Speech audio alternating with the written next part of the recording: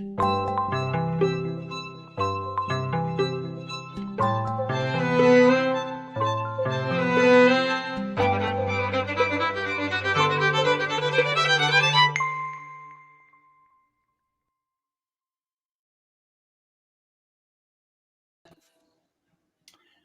Wednesday, everybody.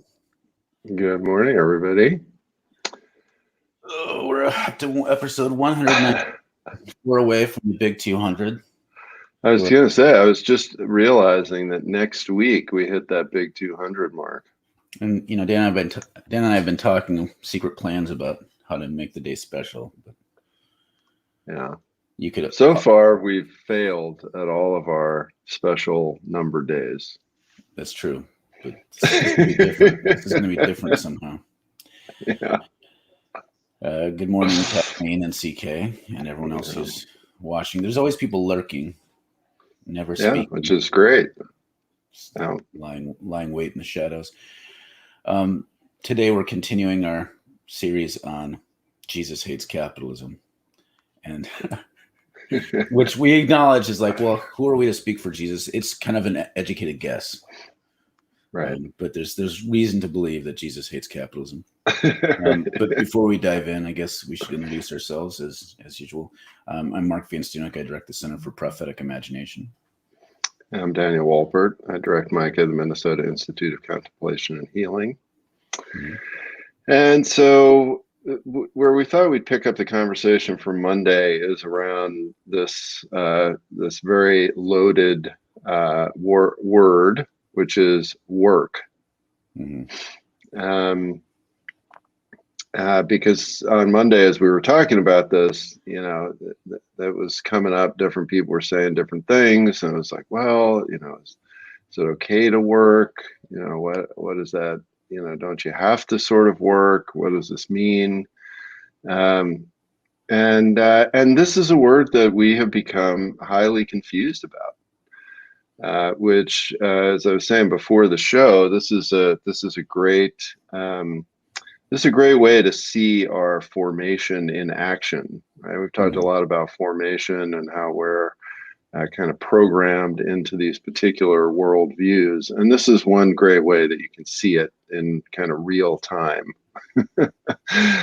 is when you begin to think about this definition of this word and how we feel about this word when it comes up, how we feel when we don't work, when we do work. And so basically, under this capitalist system, we have been programmed to believe that working in a job for a wage is kind of the highest good and the most important thing. Mm-hmm. And you can see this when you look at, like, as kids are growing up. I mean, how many times do kids hear from their parents, like, you got to get a job, you got to get a job, you got to get a job. Right? Mm-hmm. It's like, that's more of a mantra than any spiritual teaching in our society. Mm-hmm. Well, and it's all murky because everything has gotten abstracted. So, I was reading up on philosophical definitions of work, as one does. And I was reading a little bit of Hannah Arendt does all sorts of stuff. And she tries to break out into categories of action, work, and labor. But I just want to talk about the work and labor part. So before the modern age, we had an understanding that labor is kind of you have to do a certain amount of labor just to survive. It's not good or bad. It's just the stuff you have to do. And you should only have to do as much of it as you need. And then there's work, which is on top of that, is the stuff of creating things that you do to create society. And that's where you can maybe find some meaning. But those are kind of two different tasks. But those are all smushed together. In capitalism, it's all obscured. Like, we don't think that somehow, like, think about right now what's happening with essential workers. Those are the people who do the labor that we need to survive. And they kind of have to do it for their work. But they're paid less than people whose work is not as essential for humanity. We don't have a way of and we don't have any. But the moral load we put on it isn't whether or not it's beneficial. It's about how much income it generates. So that's why you end up with CEOs who actually don't work or even labor as much, making so much more and being valued more, even though we know many of them are leeches on society. Yeah. Yeah. And, and another way to kind of see this is some of the reaction to the conversation about capitalism being a problem, right? It's sort of like what we ran into a couple of weeks ago. We were talking about, well, if there was, atheism or whatever, then everybody would be eating babies. There's kind of this idea, that Tasty. if there's no capitalism, everybody would just be like lying on the ground, doing nothing, like leeching off of some mythical person all the time, right? Yes. Which is ridiculous, right? And one of the best ways that you can see this is in terms of the entire issue of housework and childcare, right? Mm-hmm. Which,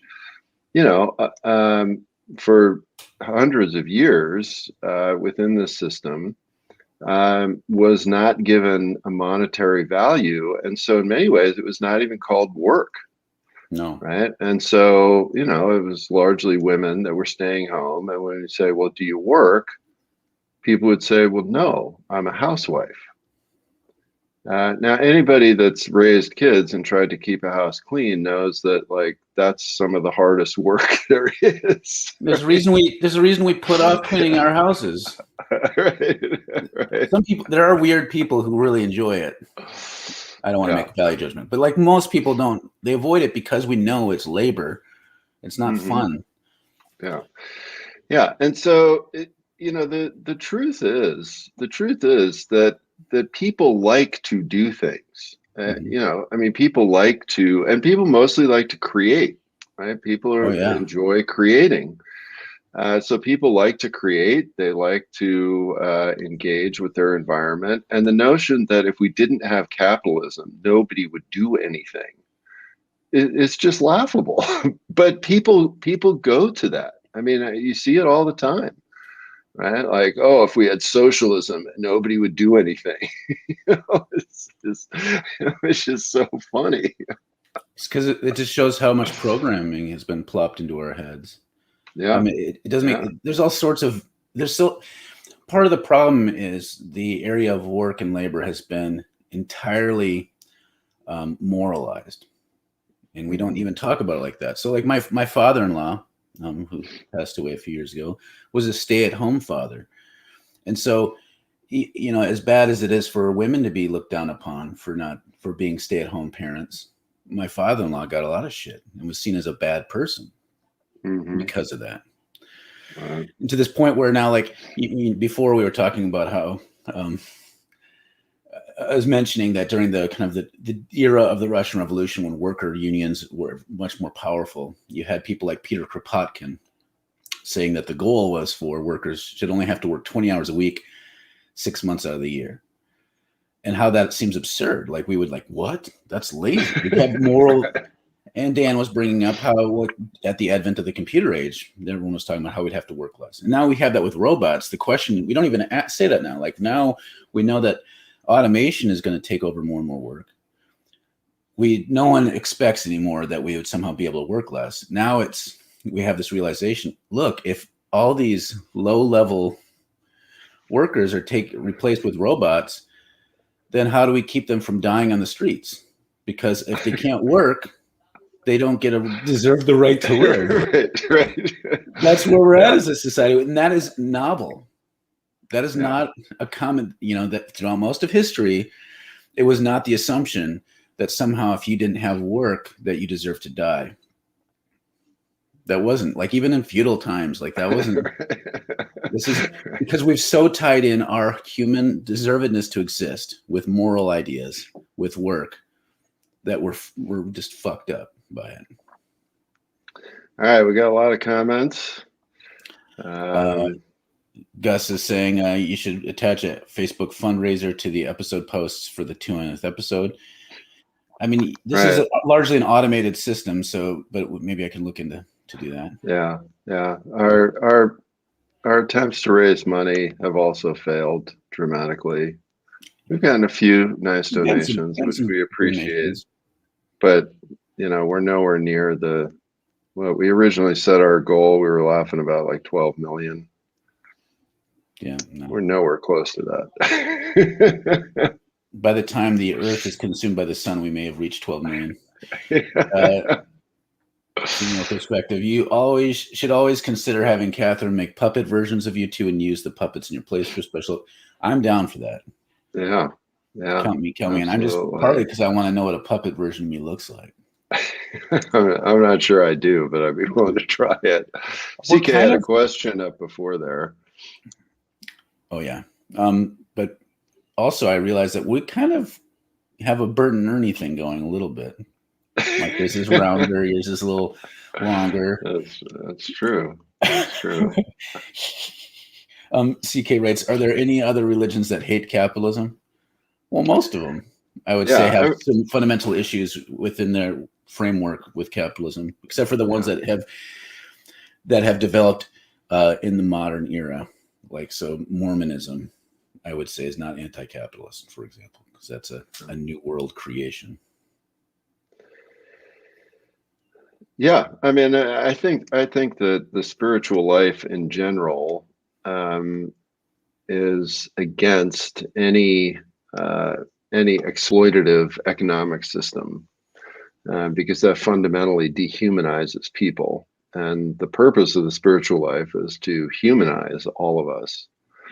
And one of the really, it's kind of a funny thing to me, is that in the West, over time, by far the most successful economic system for uplifting the poor has been the socialist collective of the Christian monastic system. And yet that has been kind of consistently ignored as an economic model for how society should be set up. So it's kind of like lurking there in the background, but people just see it as being about spirituality, and so they don't pay attention to the economic piece.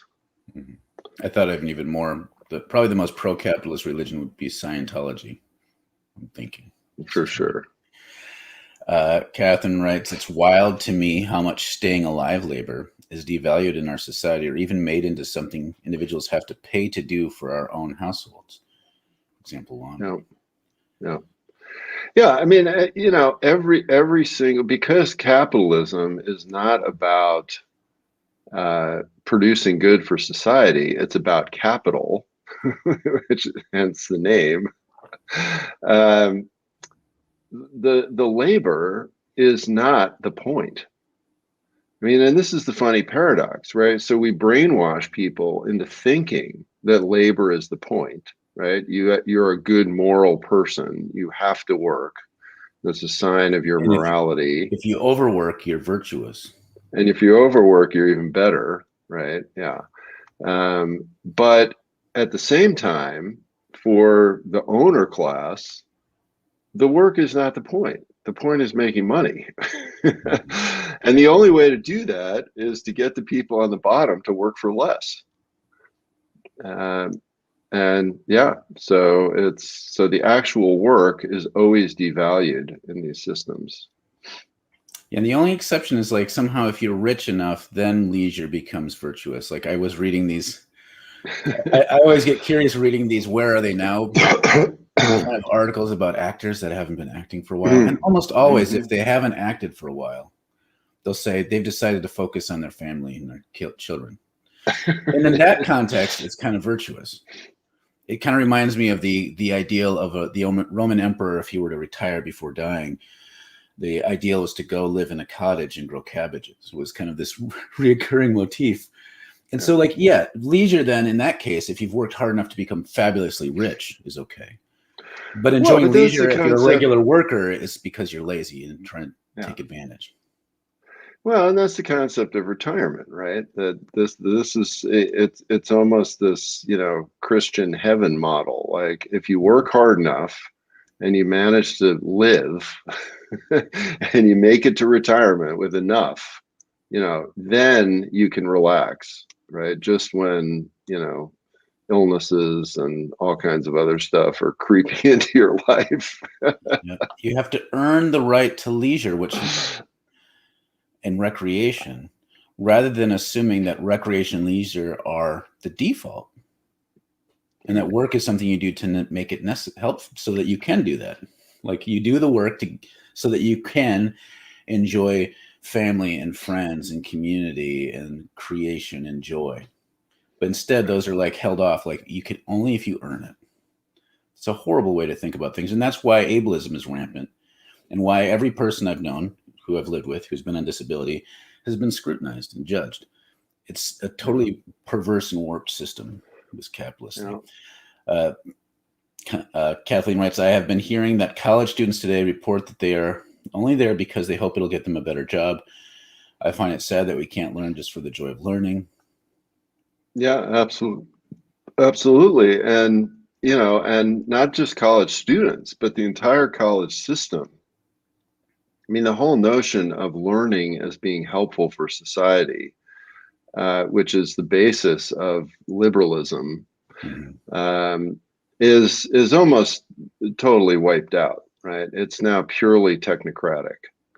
And right, and this is why, literature departments are wiped out, art departments, music departments, I mean, all these things, social sciences, because you can't get a job. Right? And so the notion of having an informed citizenry that, knows the difference between a vaccine and a conspiracy theory, we don't care about that anymore. And we are reaping the consequences of that in a big way. Kathleen writes, cleaning other people's houses is kind of Catherine. Catherine, sorry. In as much as working very hard can be fun and satisfying, but only with podcasts, which in some ways, the sad capitalist version of working alongside friends who tell stories. Yeah.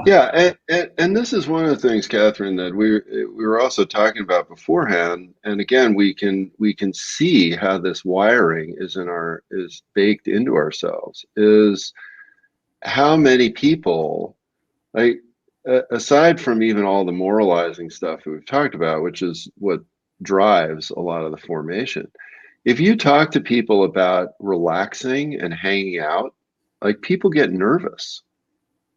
And people say, well, I can't sit still, and I don't know how to just have a conversation. And and you see these people that have to kind of keep moving and keep doing things and sort of scurrying about all the time, right? And I mean, this is literally now baked into our biology, the notion that I mean, for some people, the idea of a month-long vacation is actually terrifying, because they can't even imagine what they would do for that period of time. And if you go on a long time of retreat or vacation or whatever, you can experience that in your body. Like it takes a long time for your nervous system to kind of flush out that compulsion.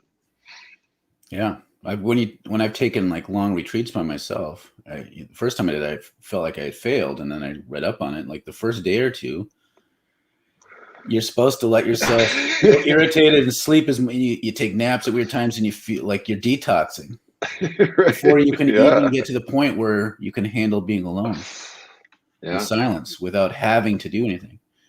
Which is, by the way, like, this is a little plug. I've been working on this slowly, this inaction planner idea, which people think I'm joking. Like I've been working on this way, instead of a day planner, you plan your day, you figure out how to do nothing every day. Like, and not even like centering prayer, nothing. I mean, nothing, like just looking out the window, nothing.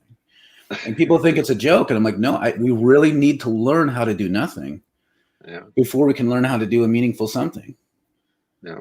So that you're not reacting out of these sort of programmed stimuli, which are kind of evil, forcing us to do things that are against what is beneficial for ourselves and others.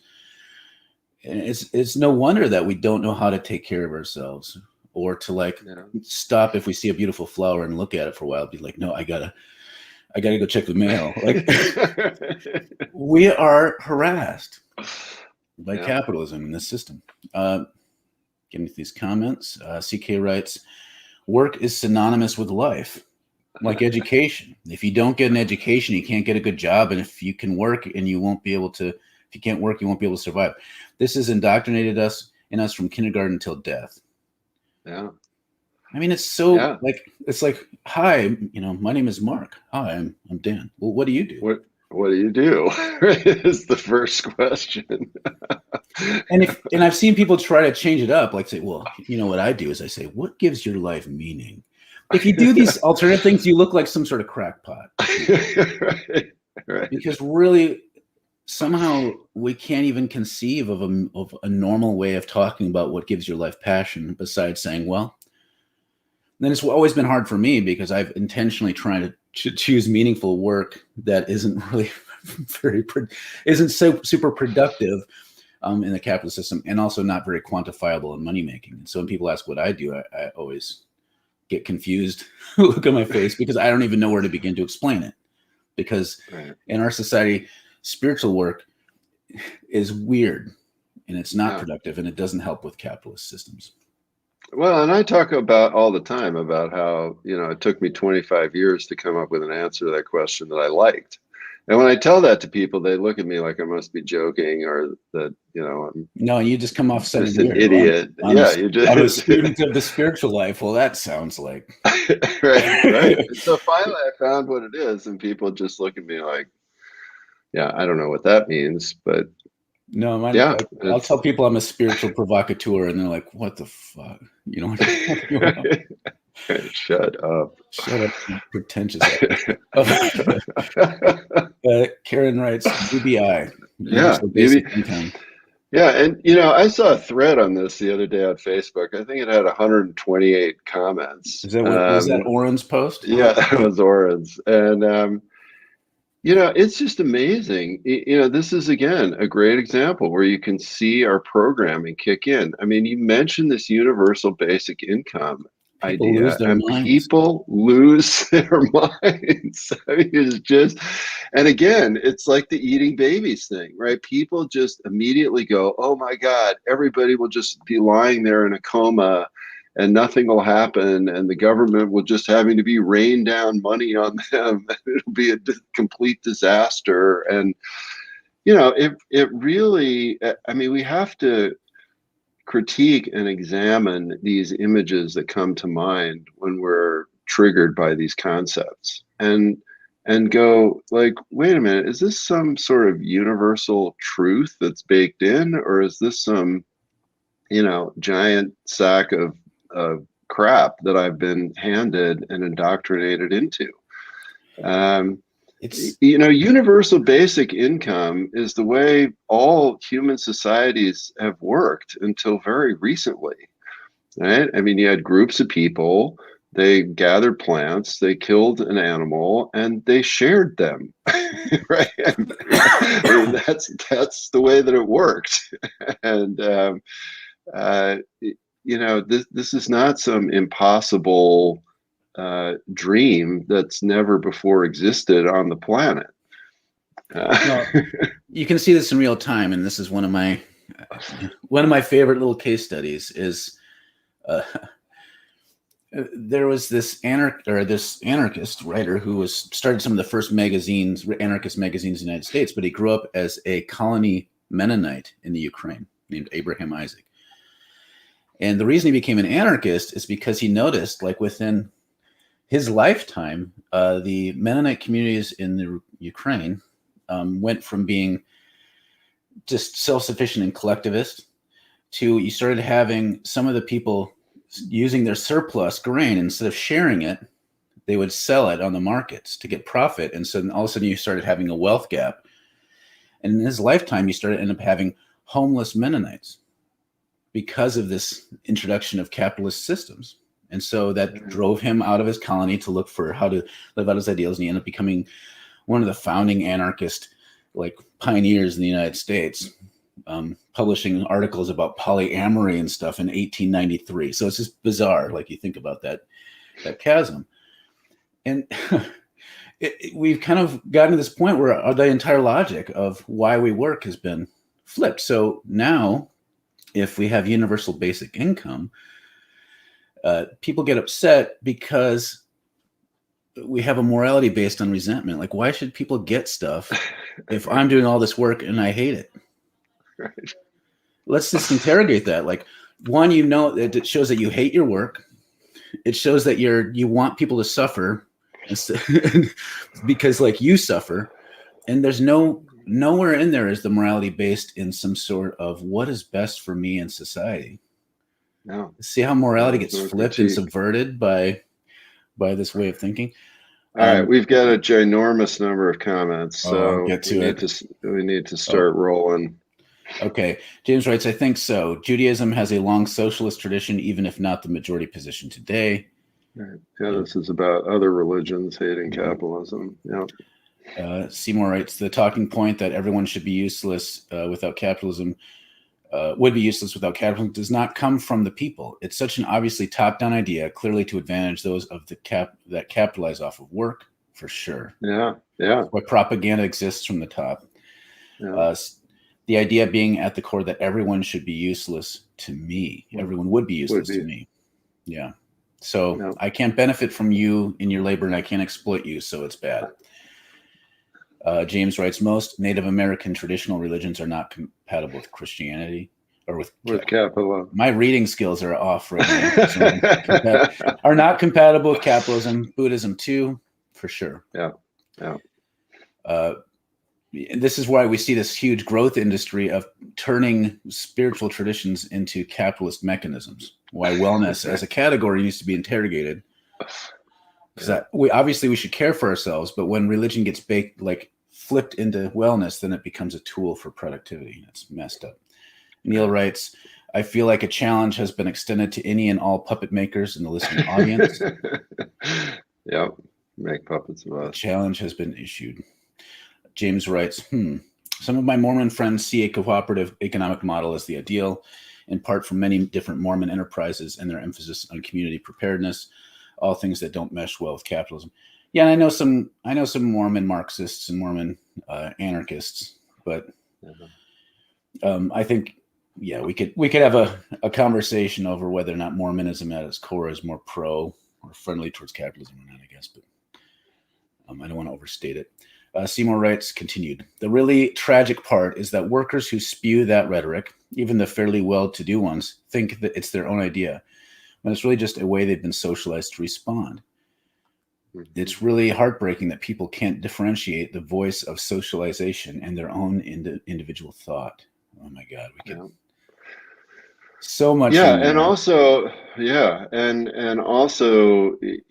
how we don't even notice how our brainwashing changes, right? So, I see this a lot in traditional farming communities where, it used to be, especially in places that had very harsh winters, that in the winter, farmers and farm families did not work a whole lot. That was just normal. Right. I mean, you hung out, and you cooked, and you repaired some equipment. You kind of went out and did some fun stuff. You went skiing, or then snowmobiles got invented. People went snowmobiling, and there was time for all of that. Now there's less and less time, and people feel like they got to work year round, round the clock, and they don't even notice how that's changed in their minds and how they've been completely retooled to all of that. Think about just, farmer, that farm kind of pattern isn't as pervasive in our collective imagination anymore, but teachers getting summers off. It's amazing how much moralizing there's like, oh my God, you want to get paid more than $30,000 a year? You don't even have to work the summers. Like they're kind of this weird shitty resentment towards teachers, which is dumb because teachers work ridiculously hard throughout the year, and then sometimes they have to pick up summer stuff. But even though summer's off, it isn't this it's not this glorious fun job. There's a reason there's a teacher shortage. Gus writes, there's a feminist economist, Hazel Henderson, who really developed ideas around the underground economy as actually part of the economy. She uses a graphic of a layer cake and points out that only half of the cake is measured by the GDP. The rest is treated as if it has low or no value. That's totally seems like the capitalist game is to obscure where most of the value and labor comes from, and then just focus on the stuff that is most exploitative and on the top. Jeremy writes, somehow there's the belief that if a person owns the capital, that they also own the labor by default. Yes. Ding, ding, ding. Bing, bing. That's the thing. It's kind of seen as a trade. So if you're a laborer, your body is the capital. And you have to trade your body for resources. And we like at this point in our society, we don't realize how exploitative that is. Unless we're talking about sex work, then somehow magically, then it somehow becomes exploitative. Yeah, we could say a lot more about that. But Seymour writes about actors who have taken times to themselves. There's also the way many people who leave their industry are talked about as having let go, or are weirdo recluses, or have gone crazy, whatever. Yeah. Absolutely. Yeah. A lot of negativity about that. You know, you see these interviews like, well, why did you stop working for all those years? No. James writes, I think it's worth noting that the ways that leisure functions in social societies. During my times visiting Cuba, I'm always awed by the amount of free time people have and the social acceptance of not being too busy. But it also helps that they prioritize recreation, especially making it available for all. Mm-hmm. Yeah. Yeah. When I remember, you know, when we took our year traveling around the world, I mean, we met all these people, mostly from European countries, who were very intentional about working some and then traveling, taking these very low budget trips. We were on the extremely low budget tier of travelers. And I remember other Americans hearing about this, you know, that we met and just being completely freaked out. Like, how is this possible? Like, I don't even understand. Like, why would you choose that life? And be like, well, because it's great. Now they get weird. This is where you get all like, that's the reason why America's number one. And if right, exactly. And if you point out, like, well, those other countries, they have a better standard of living and they're happier and they have nicer roads and stuff. And they're like, that's lies. Just ignore that. Yeah. CK writes, The Theory of the Leisure Class, an Economic Study of Institutions by Torsten Veblen, is a treatise on economics and a detailed social critique of conspicuous consumption as a function of social classes. Yes. I was kind of stunned for a second because a book recommendation from someone other than Gus was confusing for a moment. But thanks for that. That is a kind of a classic text. James writes, even activities we think of in our society as being purely personal are treated as communal activities there, with many people making a point of opening their blinds while watching TV so neighbors can see what is on and might just come in and watch for a while. Whoa. That's so un-American. You know, I'd just like to point out from a process point of view, like, look at transmission. Right? I mean, we're not getting paid for this, basically. And you know, for me, this has been one of the most fun things that I've done ever, right? And this is great. And you know, I get to be with a dear friend talking about things that we like to talk about, and I get to be with all these other dear friends, you know, these awesome comments from people, and we're all just hanging out together. And this is meaningful work, right? But from a capitalist point of view, you know, this is shit. Like, you know, you guys are doing a bad job of, you know, you're not making money, you're not capitalizing on this, you don't have enough likes and tweets and posts and, you know, advertising on YouTube and blah, blah, blah, blah. I'm like, this is an incredible success. We actually had a YouTube comment from some sort of troll, like saying, look, you're not, where are you wasting your time at? Like, you're not, like, only 30 people have seen this YouTube video. I'm like,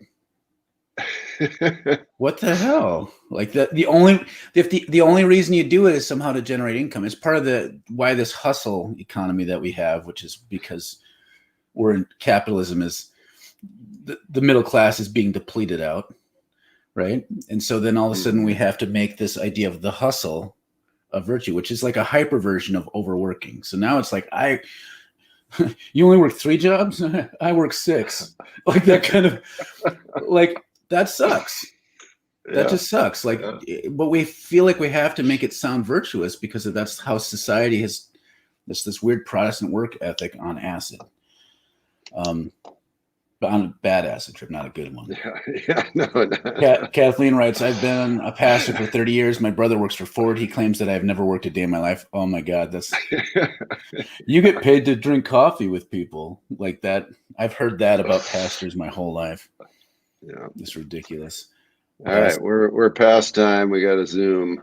Seymour, it's funny how that we accept as a provocateur or whatever is so limited outside of who people are told are cool visionary provocateurs or whatever.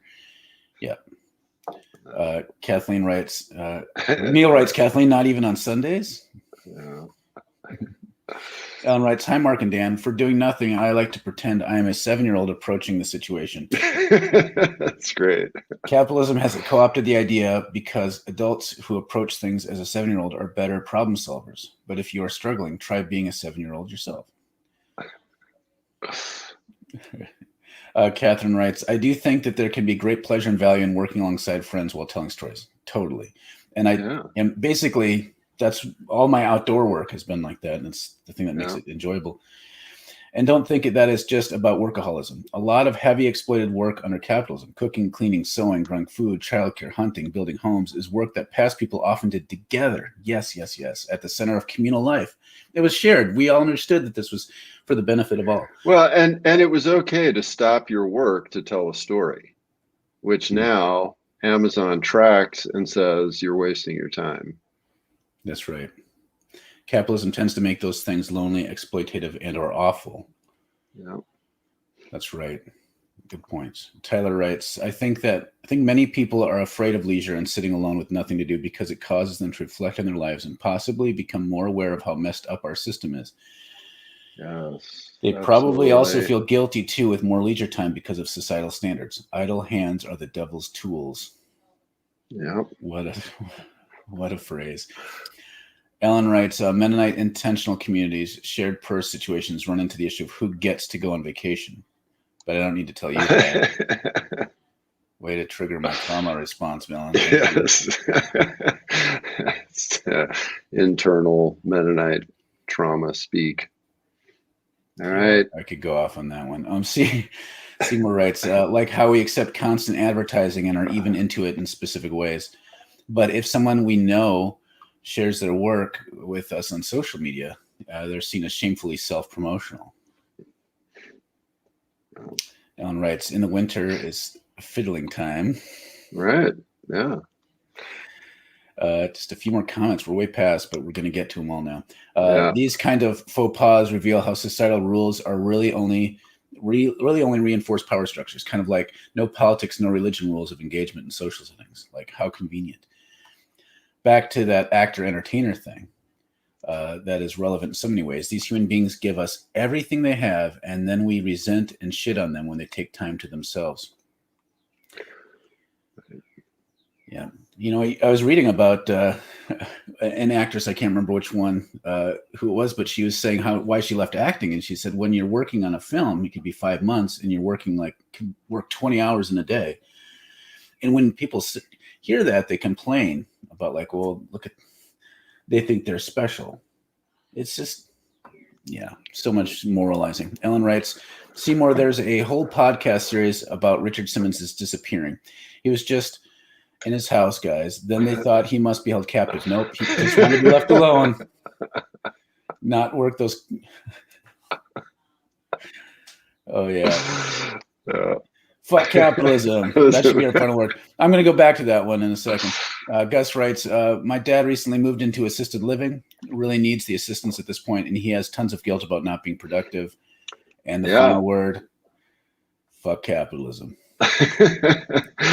All right, but it won't be the final word because we'll be back on Friday to talk more about this. And so thanks, everybody. Great comments. Really fun hearing from y'all. And have a good day. See you Friday.